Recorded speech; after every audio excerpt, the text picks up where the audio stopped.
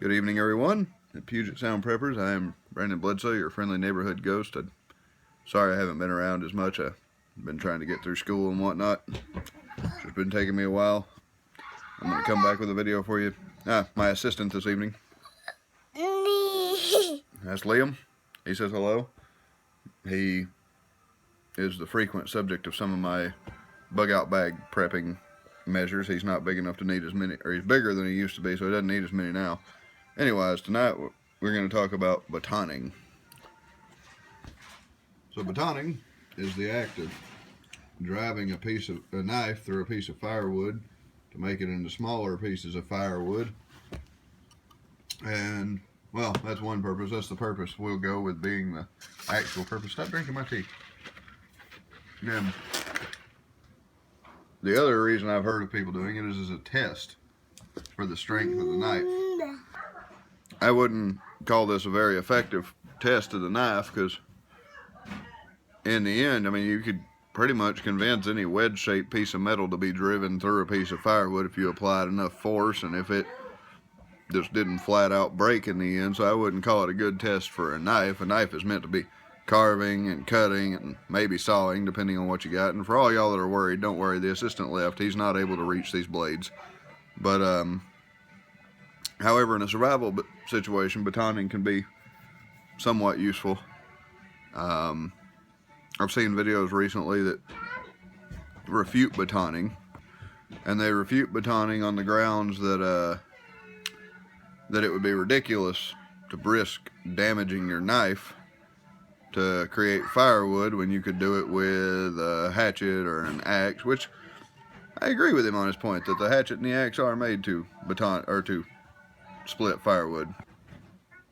And I agree that hatchets and axes are more for splitting wood than a knife is. I mean, obviously this would be the better tool. I still haven't really gotten to take this thing out of the barn like I want, but I mean, you know, I've even heard people say they use the hammer on the back of their survival tomahawk or whatever if you've got this nice one from Gerber that I like so much.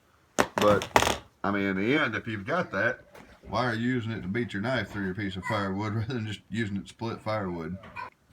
So in these survival situations, though, you know, I firmly believe you do what you got to do, even if that means risking your knife. I mean, you don't want to sacrifice it, but fire's one of those three big tenets of survival, and, you know, you're more likely to have a knife on you for EDC than you are a tomahawk. I don't know where you live, but where I live, I can't get away with carrying a tomahawk.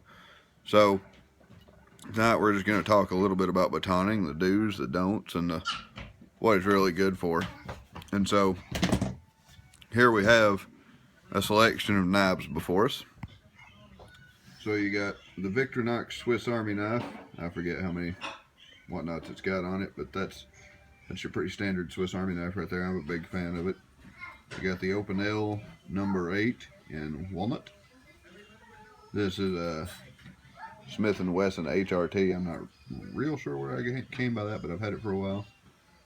It's a Gerber manual folding Tonto. Gerber auto opening knife. I forget, I've had it so long I forget which one it is now. But it's had some abuse. It's seen service. I know it went pretty good ways with me in life. It's got some nicks and everything in it. This is the Gerber Bear Grylls Ultimate Survival Knife Fixed Blade. It's an older model, but I like it and I don't care whose name's on it. And then this is a King of Kings. Take it to the Holy Land and start your own crusade if you wish. Sorry, I had to cut a line from a movie there. The K-bar. And I tend to stick this in my car wherever I go. These usually are in my pocket, and if I've got the right place to stick it, this one's with me. But anyways, don't worry, batting a balloon back and forth. Buddy, go in there for a minute. Back and forth.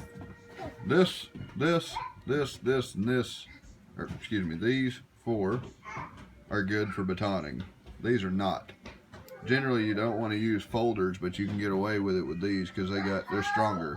They're bolted in a little bit stronger, and plus you can take them off, fix them if you need to. They'll get the job done.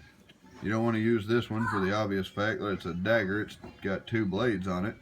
and you end up beating one of them to death, I mean, you can go back to the situation of do what you're going to do to survive. But if you have a choice, you know, don't use this to beat through a piece of wood. I mean, I know somebody's going to go home and try this anyway, so this is not what you want. This one, not built nearly as tough where it folds and everything. This is an old school classic design. You almost carry it as an acquired taste more than you do anything. Same thing with the Swiss Army knife. It's the world's ultimate backup of your backup of your backup. But again, it's not going to hold up real well to you beating on it trying to put it through a piece of wood. I usually use this one, or this one. This is part of my EDC in my vehicle. This one's on my body. And this is just part of my survival kit. I love this thing. So this is what we're going to go with tonight. Now my standard disclaimer. Neither Brandon Bledsoe or anyone at Puget Sound Preppers or anyone else you met on the internet or anyone else you can think of is responsible for any of your behavior. If you try anything you are shown tonight on this video, it is solely your own responsibility. Any injuries you may incur, anything like that, any damage to your property, the breaking of your knife, your wife beating you to death for trying this in the house, anything you can imagine, we're not responsible for it. If you try this, you try it at your own risk. Have fun. I always recommend proper safety. I happen to have protective glasses on. They're not really protective glasses, they're my eyewear, but they're better than having nothing on. So I would recommend a pair of safety goggles, some gloves, and if you are not real sure about your ability to handle a knife, I'd recommend not trying it. But this is for information, so here you go. Alright, so why would you baton your knife through a piece of wood? Well, in a survival situation, you can use it to make kindling and tinder, like that. You can use it to turn a pretty good chunk of wood into several little pieces of wood. So basically it's just to make your wood go further, in my opinion. You know, if you're building a survival fire, you're going to start something pretty small that you can manage on not a lot of fuel. You should have all your fuel to begin with together, but I mean, if you're out there freezing to death, what are you going to do about it, right? Most of the time, you're not going to look for the greenest, hardest piece of wood you can get. You're going to get something, if at all feasible, that you're just sitting there breaking pieces off with your fingers. But conditions are never ideal. If they were, you wouldn't be beating your knife through a piece of wood. And we want to turn this one into a little bit of kindling and a little bit of tinder to make your wood go further, help you get your fire started. I prefer finding me a pretty tough piece of wood to club it through with. For one, when you're doing the clubbing, it does more damage to the wood than it does the back of your knife. And in this one, we're going to take that Gerber survival model. We're going to take this pretty well done in piece of wood, and we'll start by just making a little bit of smaller wood. I wouldn't necessarily call it tinder, I'd call it more like kindling. And see, sometimes you can just split some off from the get-go. It's a little bit thinner, it's ready to go. If you need some tinder, you should be able to. I do it like that so that I can peel it off and not lose it to the ground myself.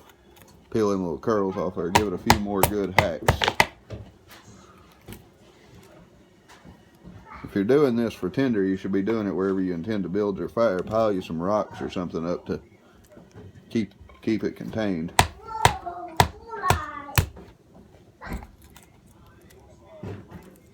See, I'm getting me some pretty good little curls of tinder there. If you need kindling, find you a rough edge and set it in there. I'm going to show you this from the back view. You also don't want your wood to be wider than your knife because you need to be able to hit something. You take this little chunk here.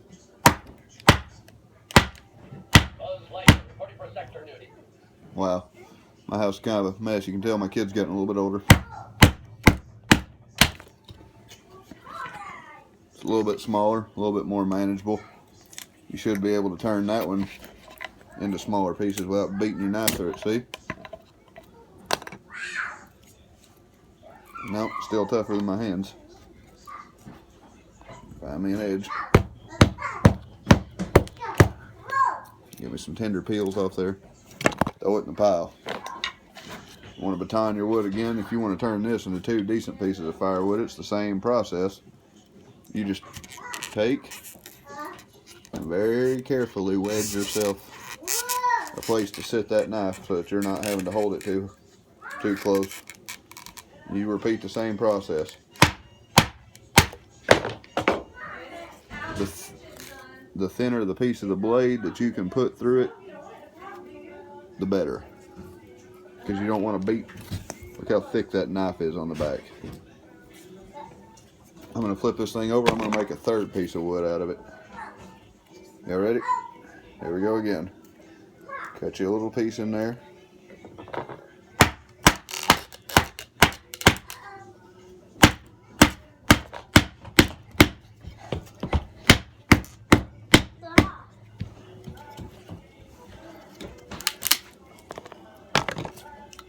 More wood. And that, ladies and gentlemen, is batoning. Y'all have a good night, and on behalf of myself and Puget Sound Preppers, you have a Merry Christmas.